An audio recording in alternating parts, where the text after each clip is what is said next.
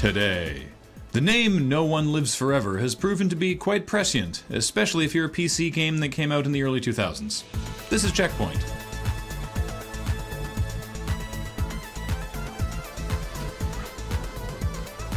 Hello, and welcome to CheckPoint. This week with 100% less bat urine. There was bat urine before? Move along, nothing to see here. I actually really do want to learn more about the bat urine thing. Paul, on with the stories! Blizzard announced this morning a new addition to the World of Warcraft real money shop, the WoW token. The token will essentially allow players to buy WoW gold for real money, or use their excess gold to pay for their subscription. It works like this. You buy the token for an as yet unannounced amount of real dollars and put it up for sale in the auction house. Someone then buys it for an amount of gold, depending on supply and demand, and you've just bought gold for dollars. The buyer then gets the token, which binds to them on pickup, and is good for a 1-month subscription to the game. And of course, Blizzard still gets their money, so everybody wins. No word yet on how tokens trade against Plex, but we're sure it won't be long. Come with me on this journey. If you haven't experienced the adventures of 60s action spy Kate Archer in her games No One Lives Forever and A Spy in Harm's Way, you really owe it to yourself to check them out. And have fun with that, because they're not available online anywhere. And even if you found an old physical copy, it probably wouldn't run on whatever version of Windows you have. They came out 15 years ago. Which is why Night Dive Studios has been trying to resurrect the series since 2013. Night Dive did the re-release of System Shock 2, and their whole thing is acquiring old game rights, updating them for compatibility, and releasing them onto digital storefronts. The problem with No One Lives Forever is that it was originally developed by Monolith, who just released Shadow of Mordor for their new parent company, Time Warner, and it was originally published by Fox Interactive, which was bought by Vivendi and eventually got absorbed into Activision Blizzard. So it's a little unclear who actually owns the rights to the franchise, because bits and pieces are probably owned by a couple different companies. And I say probably because they don't seem to know. And they don't seem capable or interested in checking. For one thing, Activision told Night Dive that the dark ages of 1999 were too early for them to have stored their records digitally, and if they had a contract detailing what portion of No One Lives Forever they might own, it would be in a box somewhere, presumably in a basement behind a cardboard stand-up for Vigilante 8. For their part, Warner Brothers wouldn't even deal with Night Dive until Activision came to the table, so nothing happened. Night Dive also checked with 20th Century Fox, since Fox Interactive had been involved originally, and they said they also thought they might have some amount of rights, but weren't really sure. They offered to look for a guarantee of money, and if they didn't have the rights, they'd return the guarantee, but if they did have the rights and Night Dive didn't give them a guarantee, then Fox would sue them. The best part is, Night Dive actually has the trademark for No One Lives Forever right now, because no one else did, and they filed for it. Their plan was, we'll file for it, and then whoever thinks they own the rights will threaten us, and then we can deal with them. Which was a cool idea, but all they got out of it was Warner Brothers saying that if they actually made a game with using that trademark, then the hammer would fall. No one owns enough of the rights to sell the rights, but they own enough to sue someone for using them. So now Night Dive has a vestigial trademark and no game to release with it, and sadly the apathy from all those other companies has put Night Dive in the same position. They're just going to let it lapse.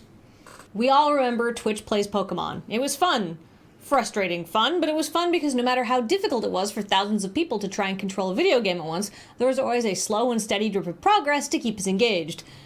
The same cannot be said for Twitch Plays Halo, which you can see running up here.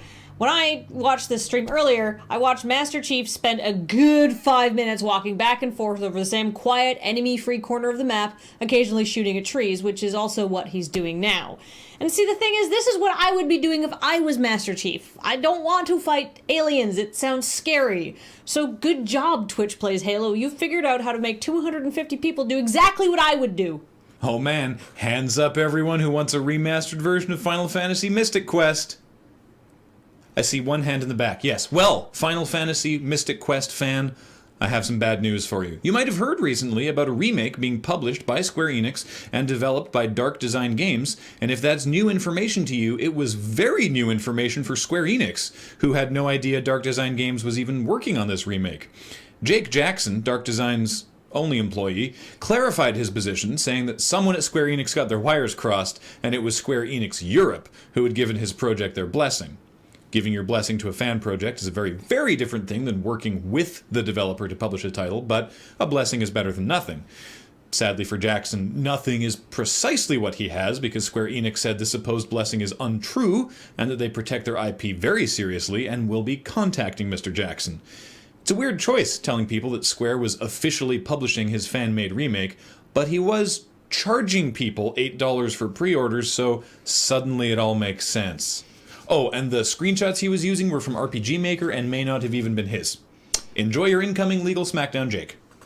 Video game designer and auteur Terry Kavanagh of Super Hexagon and VVVV fame is back with a new free browser game called Grab Them by the Eyes. You play a burgerman. A what?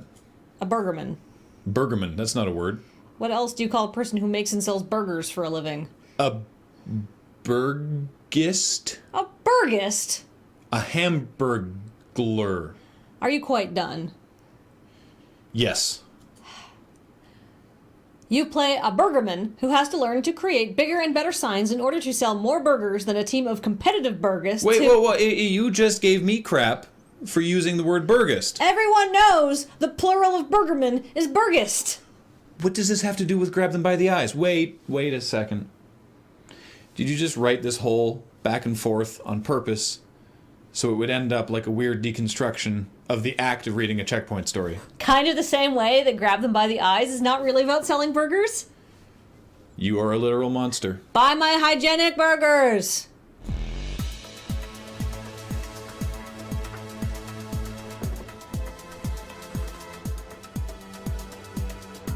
Coming up, a man that was more beast than man really just beat Dark Souls 2 by playing it on an Oculus Rift.